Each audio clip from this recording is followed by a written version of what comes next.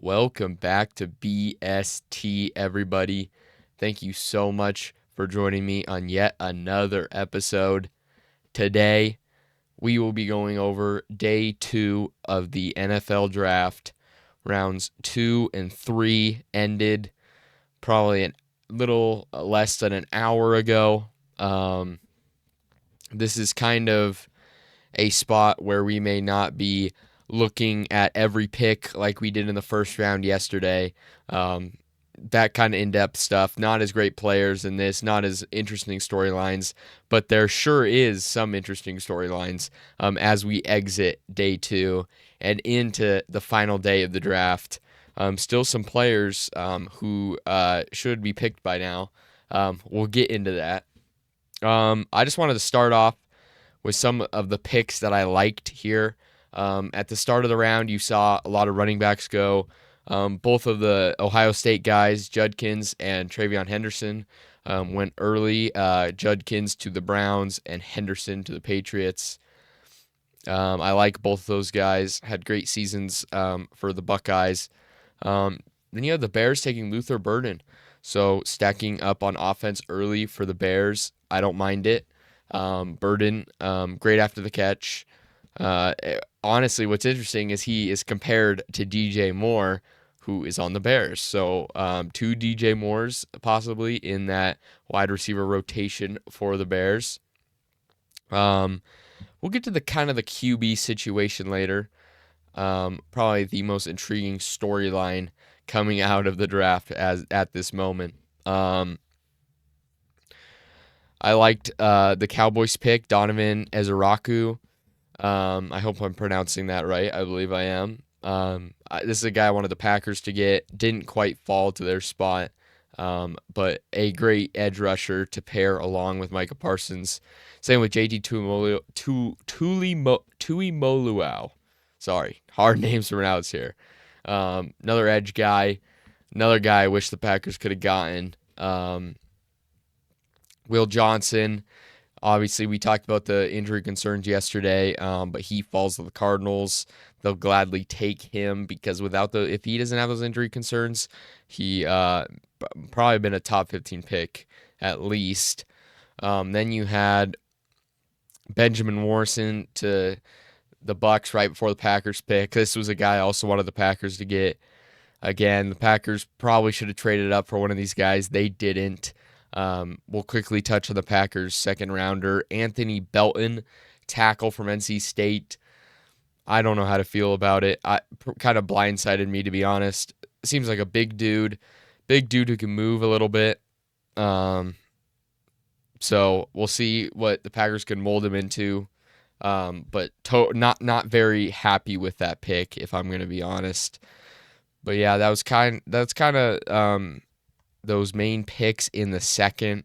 Going to the third, as I look through here, again, I don't know very many of these picks, but a guy like Chavon Revel, I also would have liked being a Packer. The Cowboys nabbed him, so kind of liking what the Cowboys got going on in this draft. Caleb Johnson to the Steelers. I like that for them. They lost Najee Harris in free agency this year. Packers pick Savion Williams, who, from the highlights that I've seen so far, he seems like a pretty good player. But again, wide receiver, kind of weird. The Packers, I don't think they had a great day. Saw a few quarterbacks taken, but again, we'll get to that in just a moment because that's the most intriguing storyline. But yeah, got some good picks in round 2 to 3. Definitely get some guys who still need to be drafted, but I don't mind it at all. A lot of these picks are good. I mean, you got to think about it. A lot of these good players are going to be second and third round picks. If you look across the league, there's a lot of guys who've been drafted in the second or third round, who are at the top of their position.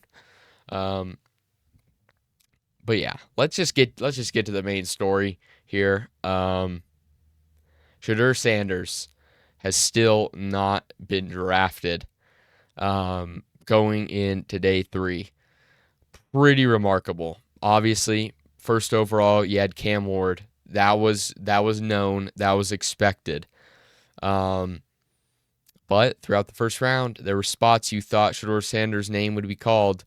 Number 9 to the Saints, number 21 or 20 to the Steelers. Um, you thought that those would be places that he could get his name called, and it just has not happened yet. But especially through the first round, you're like, okay, starting tonight, second rounder, especially with the Browns at the top. And then they had like 2 picks at the top of the second, and you're like, okay, one of those is going to be Shedeur Sanders. His name doesn't get called, and that was shocking. And then you get to the Saints pick at number 40, just a few after the Browns, and then you get Tyler Shock, or I think that's how you say it, Tyler Shock. His name is called, quarterback out of Louisville, and that is when it really got interesting. So that's when you're kind of like, okay, so the Saints need a quarterback, and they take this guy over Shedeur. Okay, this is very, very interesting here.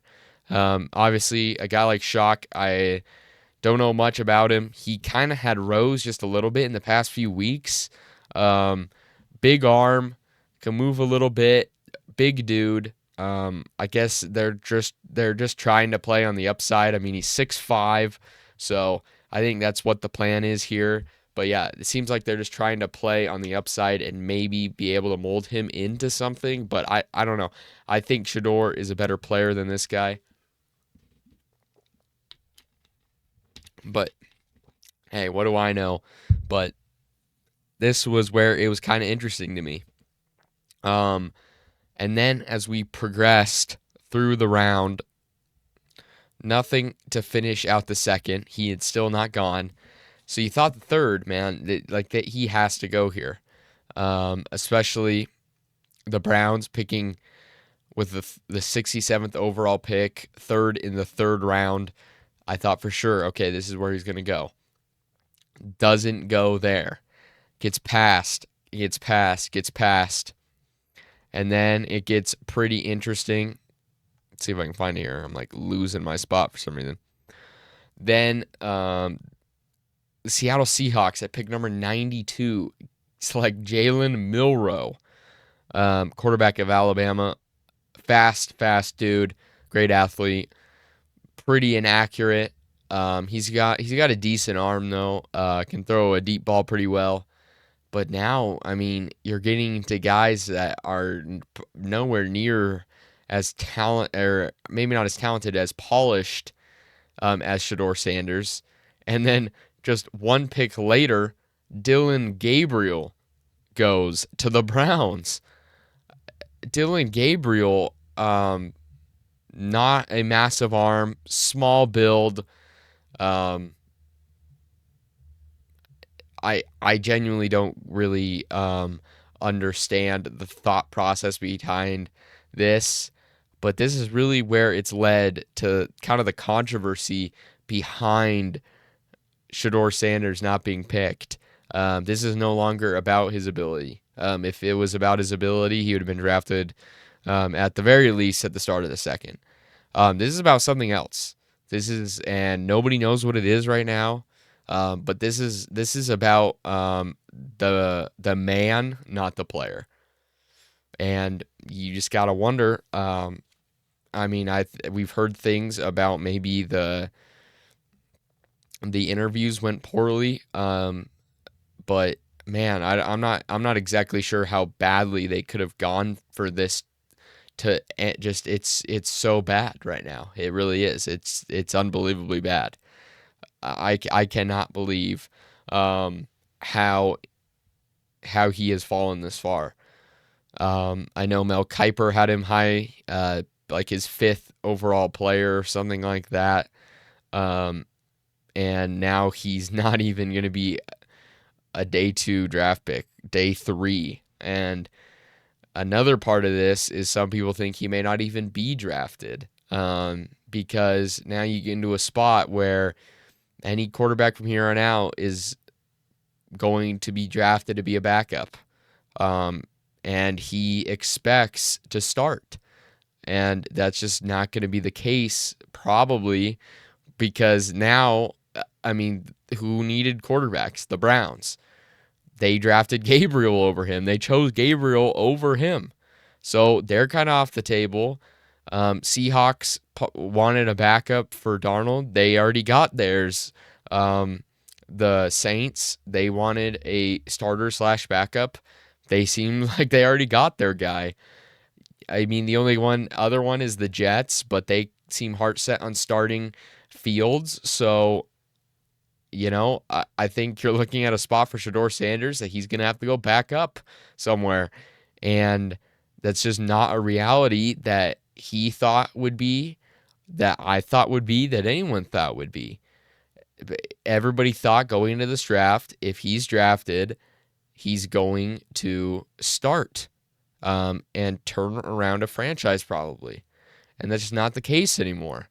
So do I think he's going to go undrafted? No, but it makes it really hard for any team to justify the drama that comes along with him at this point.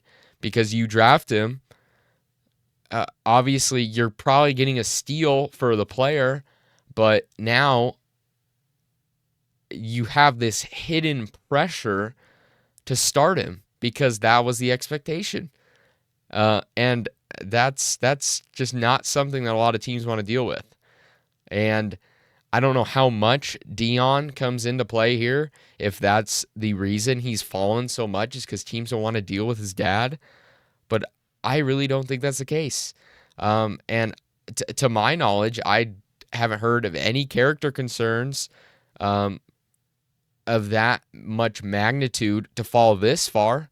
So the only thing that I can really think that could have happened was that he really just bombed the interviews, maybe was really arrogant or cocky, just rubbed teams the wrong way, something like that.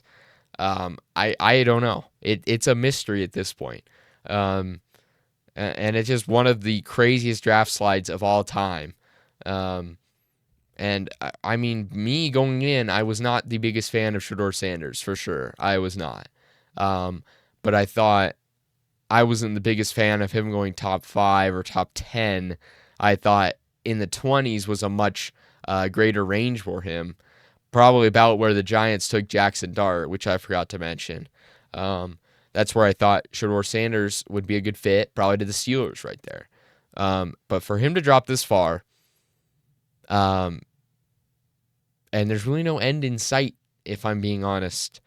Wherever he goes, he's going to back up. It's just plain and simple. Because I don't see a spot where he goes to start unless there's an injury or he simply just balls out in training camp and they're kind of forced to start him. But I don't really see any of the good teams that have good quarterbacks taking him anyway. I don't see anybody trying to bring in that drama, because as soon as you draft him, you maybe think you're drafting him for a backup, but guess what? Your fans don't. The media doesn't think that. They think, oh, well, they're bringing this guy in to replace so and so, or and then you don't want to blindside your star quarterback. So I don't think that's something that's going to happen here. So it's just really created a horrible situation for Shedeur Sanders. I know he has put it out there that he's cool with it. It is what it is, stuff like that. I again, like, I don't know where these concerns are really coming from about his character. I have never heard anything bad. Maybe there was things that I just haven't heard about. But yeah, it is truly insane how far he has dropped. But I guess we'll see where he ends up. I don't see a way out of this, really.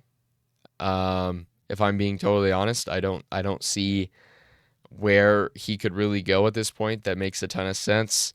So we'll see where he ends up. But yeah, second and third round, crazy storyline here. It just got crazier and crazier as the quarterbacks began to get picked and he was still there. I was blown away by the Dylan Gabriel one. Because to me, he's just a smaller, worse Shedeur Sanders at his very best. I don't really understand that. But yeah, let us know down in the comments how your team has done so far in the draft. Where do you think Shedeur Sanders will end up?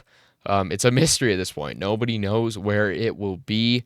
I think he'll get drafted, but again, it's it's not going to be a place where he will start most likely. So